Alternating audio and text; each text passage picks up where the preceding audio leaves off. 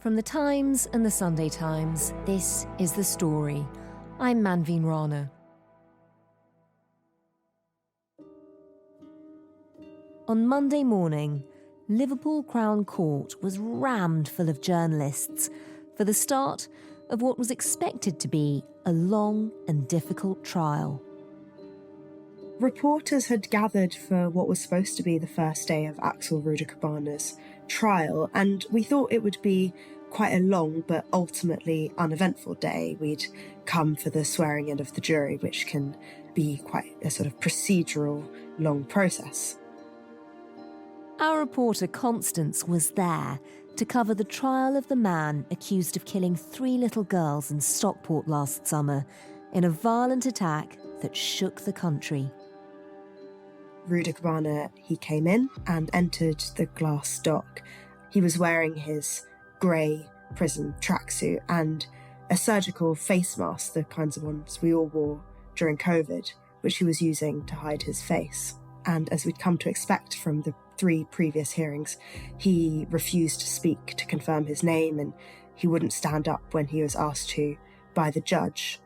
But then suddenly his defence asked to confer with him, so his lawyer goes over to the glass dock, and then suddenly we're hearing the charges read out again, and Rudakubana starts mumbling guilty to each one behind his face mask, and this was the first time any of us had heard his voice. And there were 16 charges, so it was slow going, but the room was just completely silent, and we were just waiting for the next guilty to drop as they read them out. As Rudakubana muttered the words guilty, the floodgates opened. Newsrooms sprang into action as journalists could finally report the full story of the Southport killer without any court restrictions. The guilty pleas lit a fire under number 10 as well. The Home Secretary swiftly announced a national inquiry, and Keir Starmer addressed the nation. Britain now faces a new threat. Terrorism has changed. In the past, the predominant threat was highly organised groups with clear political intent, groups like Al-Qaeda. Alongside that, we also see acts of extreme violence perpetrated by loners, misfits, young men in their bedroom, accessing all manner of material online.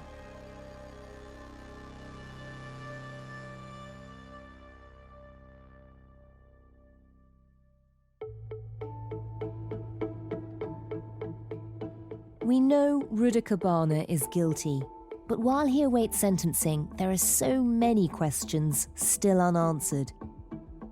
Who knew he posed a danger? Why didn't the authorities manage to stop him? And does Britain have to rethink its whole strategy around terror to prevent an attack like this happening again?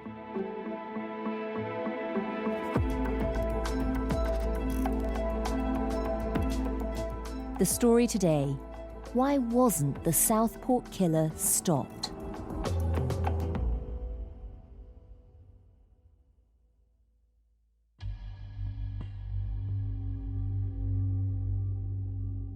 My name is Constance Kampfner, and I'm the Northern Correspondent for The Times. Constance, take us back to July the 29th. Just describe how that day played out. So a Taylor Swift dance class had been advertised earlier that month, and it had started at 10 a.m. Just under 30 girls had come on a bright summer's morning to dance and sing and make friendship bracelets, and they were supposed to be picked up by their parents at noon. And we know that just after 11, Axel Rudakubana is pacing outside his house, and he's waiting for a taxi to arrive. He'd given the taxi a fake name, Simon, and when he gets in, even though it's a hot day, he's wearing a thick green hoodie pulled over his head and a face mask. And he jumps out of the car a few minutes later, it's a short drive away, without paying. And when he's confronted by a local garage owner who sees this. He just says, "What are you going to do about it?" And at that point, he makes a beeline for the Heart Space, which was a sort of nondescript looking studio tucked behind some residential buildings. He enters at 11:45 a.m. and witnesses said that within 30 seconds you could hear screaming. The first call to the police is at 11:47 and he's arrested not long after that. It was a horrific incident when the headlines broke.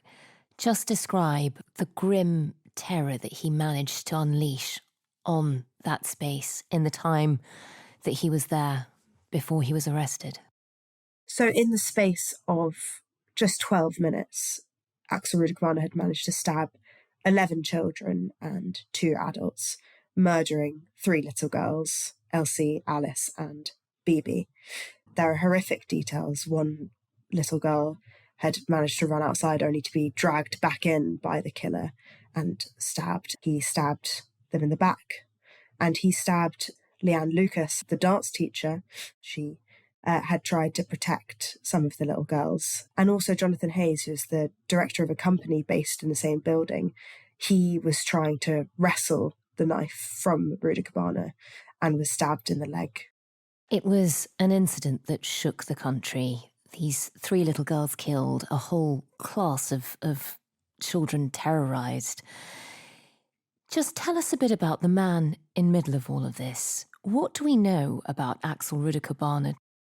We know that his parents were survivors of the Rwandan genocide, where 800,000 people were murdered, including hundreds of Axel Rudakubana's Tutsi relatives, his extended family. They moved to Britain in 2002, and Axel was born in Cardiff, though the family later moves to Southport and then to the village of Banks, just north of the town. Tell us a bit about him as a child. I mean, what's he like at school? We spoke to some neighbours who remembered him from that time. He seemed shy, but relatively happy. One neighbour remembered that he was frequently seen kicking a football around the front lawn with his brother. But relatives in Rwanda told us that, as far as they knew, the parents were struggling to raise their son, who we know was later diagnosed with autism. And what was he like at school? So his classmates described how Axel was a bit of a class clown. He'd often be getting thrown out for acting up. They even coined a phrase by year 8, doing an Axel, which was sort of synonymous with bad behaviour.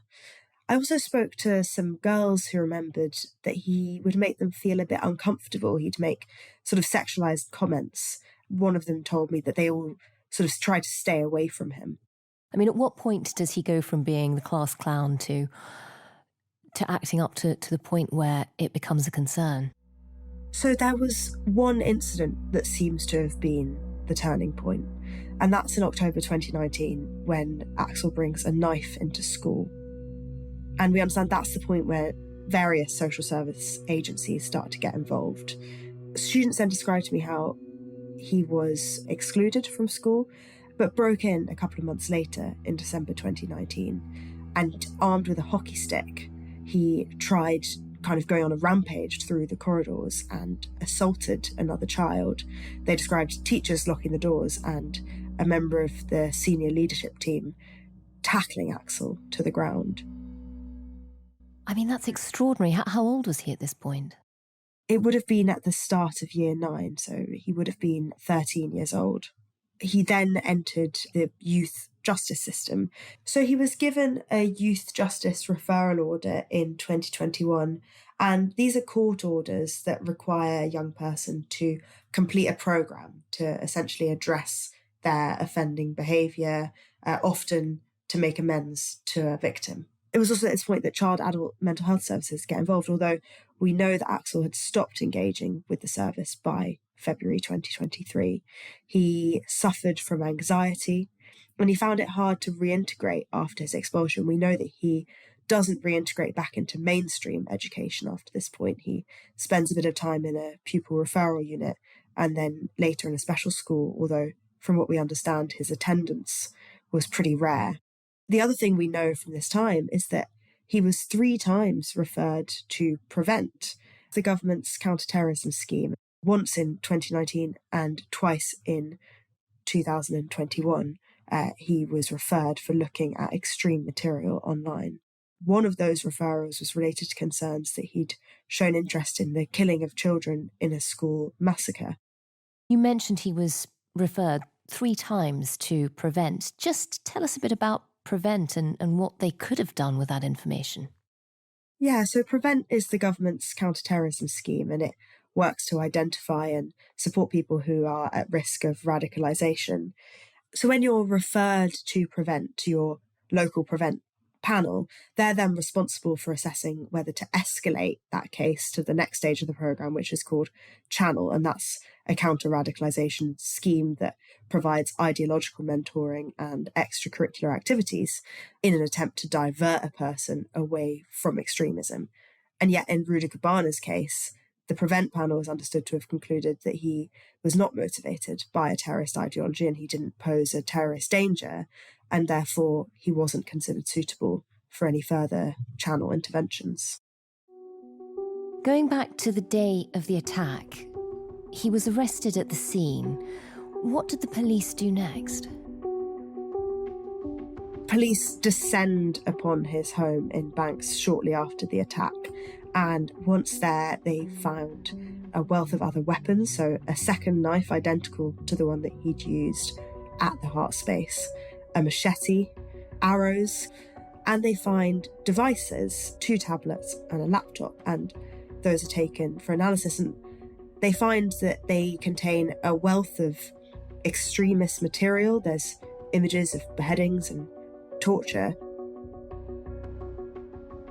There's also a lot of books and academic articles that aren't themselves necessarily extremist, but taken together show this fascination with some of the most violent episodes in human history, which include the Rana genocide, but also clan cleansing in Somalia, the war in Kenya, Gaza, Nazi Germany. And some of these texts are very detailed about the violence of those conflicts. They also found an unknown substance in his bedroom, which tests later concluded was the toxin ricin, which can be lethal, and all the ingredients to make the toxin. And we understand that he'd got hold of these as early as 2022.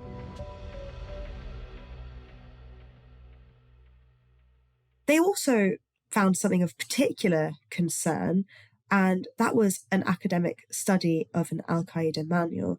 We understand that's where Rudakubana would have got the instructions for how to make ricin, because it quotes quite heavily this study from that manual, and therefore it is a prescribed text, and downloading it is why he was then charged under the Terrorism Act. What did police say about his motive for the attack?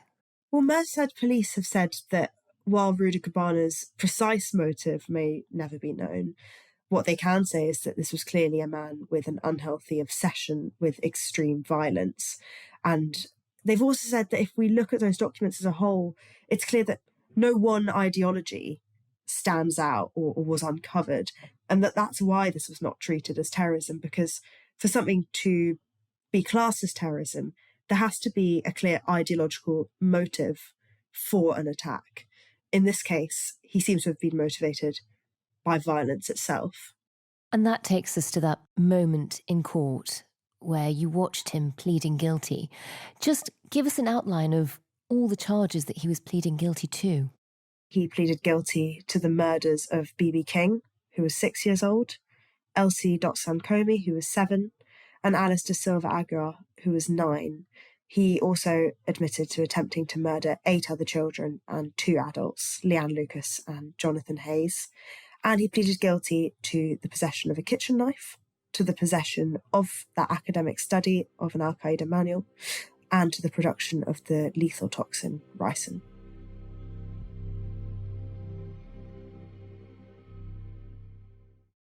I'm Matt Dathan. I'm the Home Affairs editor at The Times. Matt, quite soon after the horrific tragedy in Southport, we started to see riots springing up, Just remind us why that happened. Yes, so shortly after the horrifying attack, rumours spread online like wildfire about the background of the perpetrator, Axel Rudakubana. They falsely claimed that he was an illegal migrant who had just come over on a small boat that was found to have been put out by a Russian bot. There were other claims that he was a Muslim, that he was an Islamist terrorist, and all of these were false because the police later confirmed that he was born in Cardiff to Rwandan parents, and all of their history that they had on them suggested that they were Christian and not Muslim. A lot of the misinformation that sprung up came almost out of the silence from the authorities and from the government. Just explain why they weren't saying more. First and foremost, because he was 17 and therefore they could not, or they do not usually reveal the name of someone that age who is being charged with a criminal offence like that.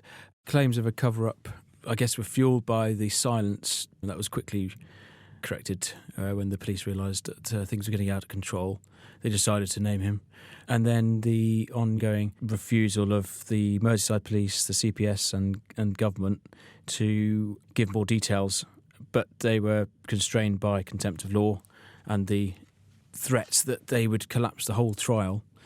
Secondly, a lot of controversy has surrounded this row over whether it was a terror-related or terror attack.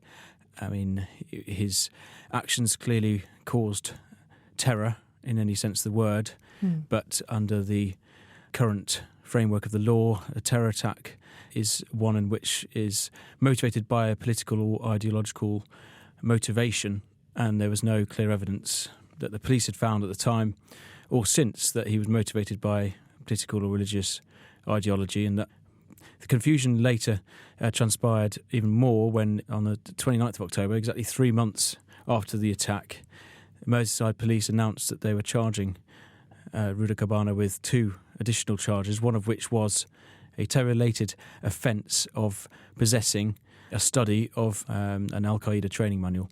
And this was a study of the Al-Qaeda training manual.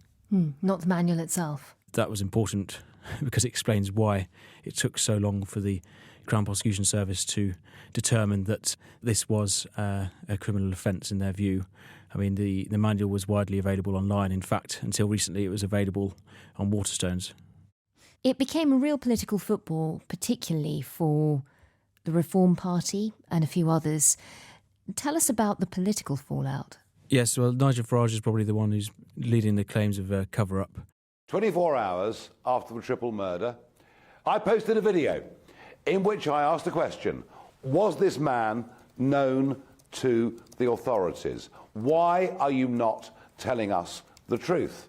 We get the Prime Minister, the Home Secretary, screaming at the far right, daring not to admit to the public that actually this is a terrorist. The Home Secretary, the Prime Minister, Liverpool police are trying to run away from this, and it's just not good enough. This is the most appalling cover-up I think I've ever seen. And there are, concerns that they withheld information to ensure that public order was maintained. And given the violence that we saw break out, you can see why the authorities were so worried about that violence escalating even further. This week, the moment we got the guilty pleas coming in, it meant that everybody could talk about it much more openly, and the government immediately stepped in. Just explain what they've now announced.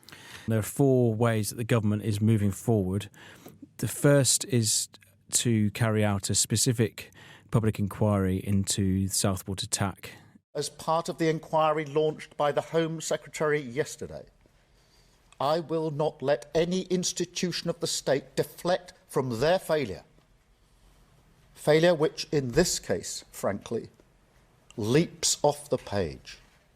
The second is going to be a review of Prevent, specifically in the case of Axel Rudakubana, carried out by Lord Anderson, former independent reviewer of terrorism legislation. He will look at how and why the Prevent programme, the government's counter-extremism programme, failed to stop Rudakubana despite 3 referrals.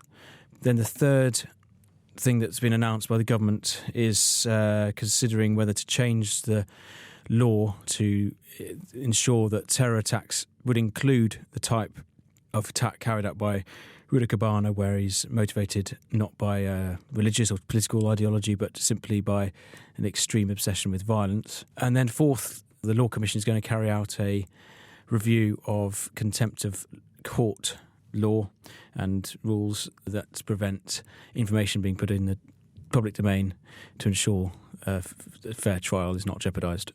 So the definition of terror, if that changes, would that potentially have changed the Prevent programme's reaction to Rudakubana? I mean, is there a chance that he might have been caught out earlier? Yes is the simple answer, and Yvette Cooper spelt this out in the House of Commons. How did he fall through so many gaps? It is just unbearable to think that something more could and should have been done. So there are grave questions about how this network of agencies failed to identify and act on the risks. There were so many signs of how dangerous he had become, yet the action against him was far too weak. I mean, Matt, I think a lot of people hearing that will just be quite shocked. You know, we know about the Prevent programme, we know it looks into terror-related threats, but is there no other system in the country if you have somebody who clearly has a lust for violence and mental health problems? No other organisation that would catch that out? Yes, and I think also if you were to update the terror definition, you would capture, I guess, a more realistic and modern type of terrorist described by Keir Starmer as loners, misfits, young men in their bedroom, accessing all manner of material online, desperate for notoriety, sometimes inspired by traditional terrorist groups, but fixated on that extreme violence, seemingly for its own sake. Capturing all those teenage boys mainly who are radicalised online in their bedroom, and the framework of a sort of the model of a terrorist has changed from the organised groups like Al Qaeda to lone wolves basically. But we've known that type of a threat has been present for quite a few years. It was quite surprising, therefore, to hear the Prime Minister describe it as a new threat. Matt, as you pointed out, a lot of people were quite surprised to hear Keir Starmer say that young men being radicalised in their bedroom was a new threat. You know, we've seen it happening with traditional sources of terrorism, with Islamism. We've also seen, I mean, it feels like it's what happens in America an awful lot with high school shooters. You know, we are aware that this is something that is happening more and more. Does this become a turning point in the way that we think about threats to our national security? Yes, I think it will be seen as a turning point, and I think Keir Starmer had that very much in mind when he decided to give a very early morning 8:30am press conference, abnormally early for Westminster standards, on this issue. And later in the House of Commons, Yvette Cooper cited these quite stark statistics. There has been a threefold increase in under-18s investigated for involvement in terrorism in just 3 years. 162 people were referred to Prevent last year for concerns relating to school massacres. As you said, we usually see or view school massacres as one of the most horrifying things we think of when we think of America. But these stats show that a lot of people in this country are radicalised by the thought of school massacres, perhaps not carrying them out, but they are serious enough concerns that they have been referred to the Prevent programme. That is what is so depressing and overwhelming, and it shows that there are mechanisms in place to stop these people. It's just the error of human beings in those agencies. And let's face it, companies like Amazon who sold a knife to an underage customer, those are pretty depressing to read and report about.